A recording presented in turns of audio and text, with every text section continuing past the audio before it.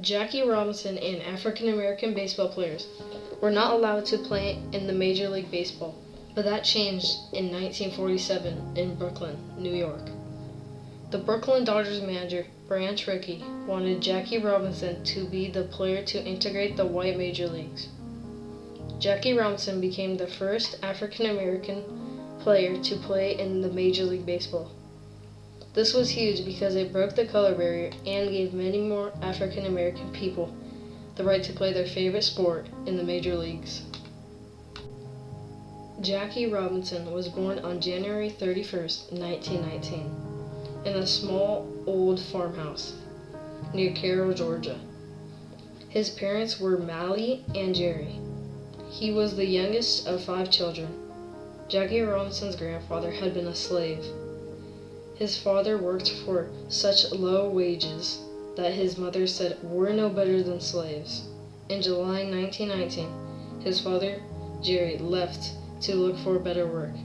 He traveled by train to Florida and never came back. In May 1920, his mother, Mally, moved her family to Pasadena, California, for an African American family. Pasadena was not quite heaven.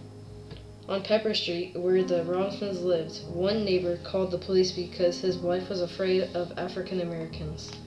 The white neighbors cursed at the Robinsons and threw rocks at them. They tried to push them out, but Mally wouldn't move. Jackie Robinson loved games and sports. He played dodgeball, stickball, jacks, and marbles. He played to win and usually did. At John Muir Technical High School and Pasadena Junior College, he starred in track and field, football, basketball, and baseball at the University of California of Los Angeles. He was a football hero and the first student to star in all 4 sports. Jackie Robinson left UCLA a short time before he would have graduated to work and earn money to help his mother.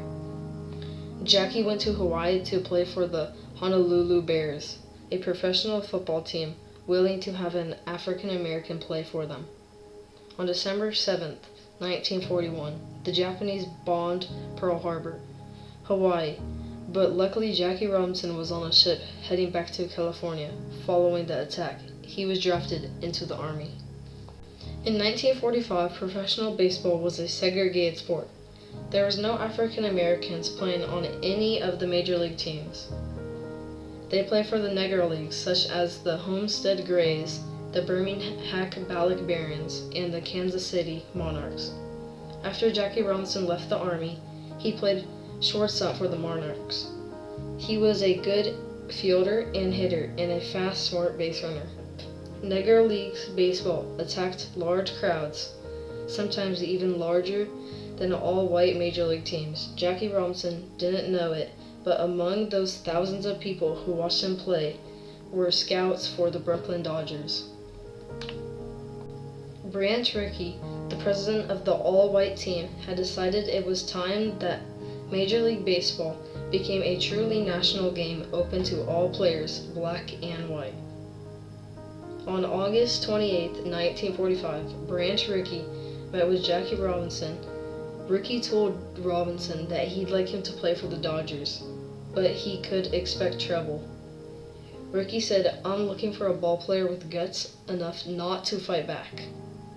In 1946, Robinson played for the Montreal Royals, the top minor league team for the Brooklyn Dodgers. That year, he also married Rachel Isam, the beautiful nursing student he met at UCLA. Robinson led the International League in hitting and helped the Royals to the league title while breaking the color barrier. This simply states Robinson deserves his debut for the Brooklyn Dodgers on April 15, 1947, the first black player to play in the modern Major League Baseball. Baseball fans and players reacted to Robinson with disrespect. At first, in some cities, he could not stay in the same hotels as his white teammates, nor eat in the same restaurants.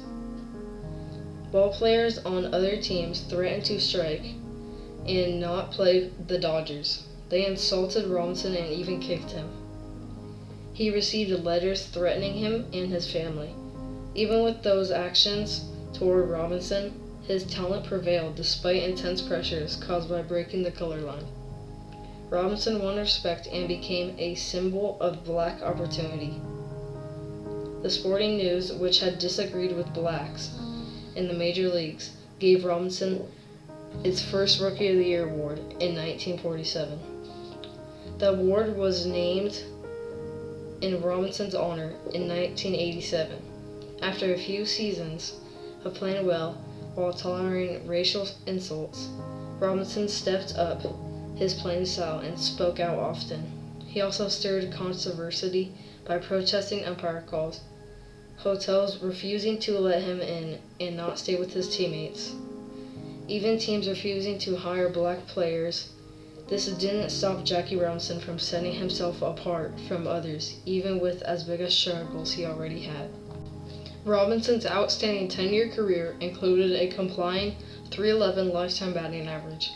He later won the National League Most Valuable Player award in 1949, when he led the league with a .342 batting average and 37 stolen bases. His impressive running speed, powerful hitting, and strong fielding made Robinson a key player on his team with many stars. Robinson retired after the 1956 season as one of the best players in baseball.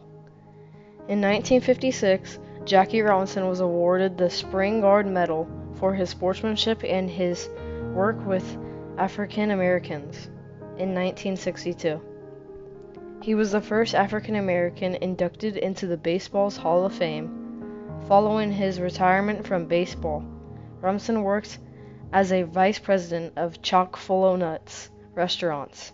He was active in the efforts to get equal rights for African Americans, and he helped establish the Freedom National Bank in Harlem, New York City. Jackie Robinson was sick with diabetes and heart disease. He died at a heart attack on October 24, 1972. He was just 51 years old. Jackie Robinson was a gifted athlete, but it was his courage more than ability to play baseball that made him truly great. His Major League Baseball career made movement towards equal rights for all Americans.